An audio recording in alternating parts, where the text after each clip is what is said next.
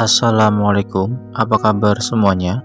Oke, kali ini saya akan trading di pair USD Kanada. Seperti biasa, langkah awal saya selalu menandai body base engulf di time frame 4. Ini adalah body base buy di time frame 4. Lalu kita akan tukar time frame ke time frame 1. Jika kita lihat di sini, market sudah membuat setup buy CB1 break. Ini adalah candle CB1-nya dan ini adalah candle yang breaknya. Lalu seperti biasa kita akan menggunakan Fibonacci.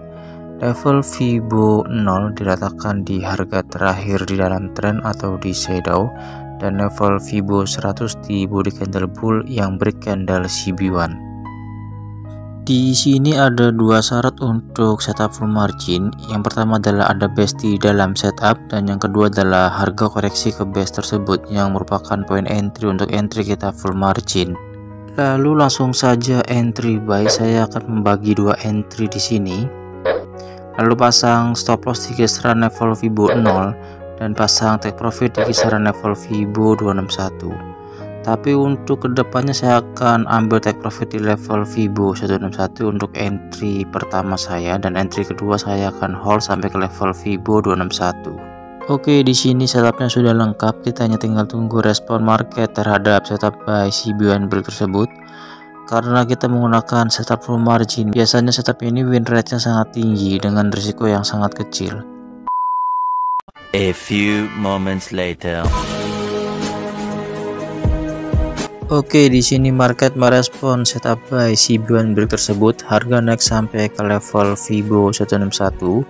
Di sini saya akan putuskan untuk ambil take profit satu order buy saya, dan satu order buy lainnya saya akan biarkan hold posisi sampai ke level Fibo 261, tapi dengan menggeser stop loss ke SL plus. Jadi jika harga balik arah pun saya masih tetap mendapatkan keuntungan. Oke, berikutnya di sini harga balik arah dan tidak mampu untuk break level Fibo 161. Jika kita lihat di sini, di sebelah kiri di sini terdapat base sell di time frame 1 yang berdekatan dengan level Fibo 161 dan harga balik arah di base tersebut. Jika kita entry menggunakan setup full margin dengan menggunakan base di time frame 4 sebagai arahnya, lalu konfirmasinya menggunakan setup CB1 atau dominan yang di dalamnya terdapat base yang merupakan setup full margin, memiliki win rate yang cukup tinggi dengan risiko yang sangat kecil. Jika kita analisa pergerakan pair USD Kanada secara keseluruhan, kita akan lihat di time frame 4. Jika kita lihat di sini, sebelumnya market membuat setup sell dominan break di time frame 4.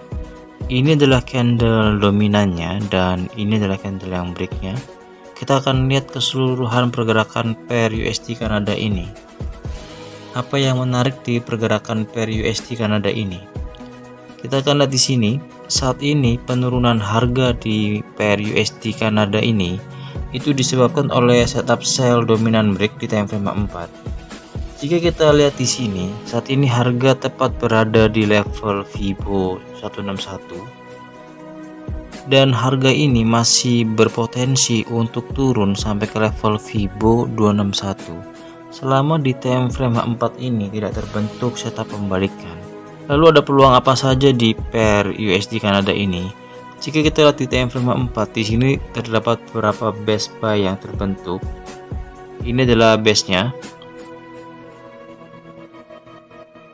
Untuk di time frame 4 sendiri, selama base ini tidak direspon oleh market dengan membuat setup pembalikan, maka harga masih berpotensi untuk turun sampai ke level Fibo 261.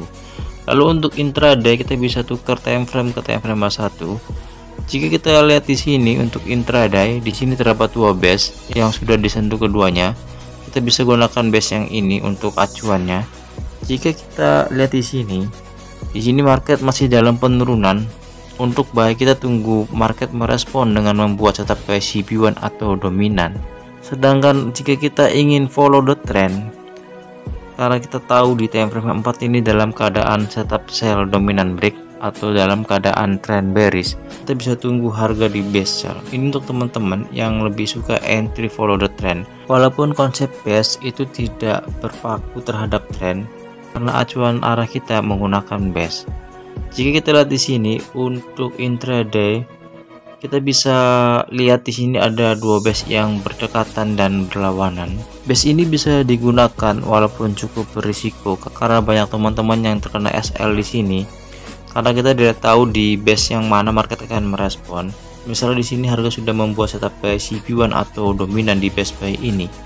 Saat harga sudah sampai di base sell, lalu market juga merespon base sell ini dengan membuat setup sell CB1 atau dominan, maka harga akan turun kembali. Jika kita melihat setup sell dominan break yang terdapat di time frame 4, potensi untuk turun sampai ke level Fibo 261 itu lebih besar. Maka yang paling aman menurut saya untuk entry di time frame 1, menunggu harga menyentuh base sell di time frame 4 tersebut, lalu menunggu harga lagi membuat konfirmasi yaitu setup sell CB1 atau dominan di time frame 1-nya. Karena dengan begitu kita bisa entry follow trend di sini. Karena ini jauh lebih aman karena kita bisa melihat di sini market dalam keadaan trending. Jika market dalam keadaan trending atau entry follow the trend menggunakan base yang searah dengan trend, itu win rate lebih baik atau lebih bagus daripada kita counter.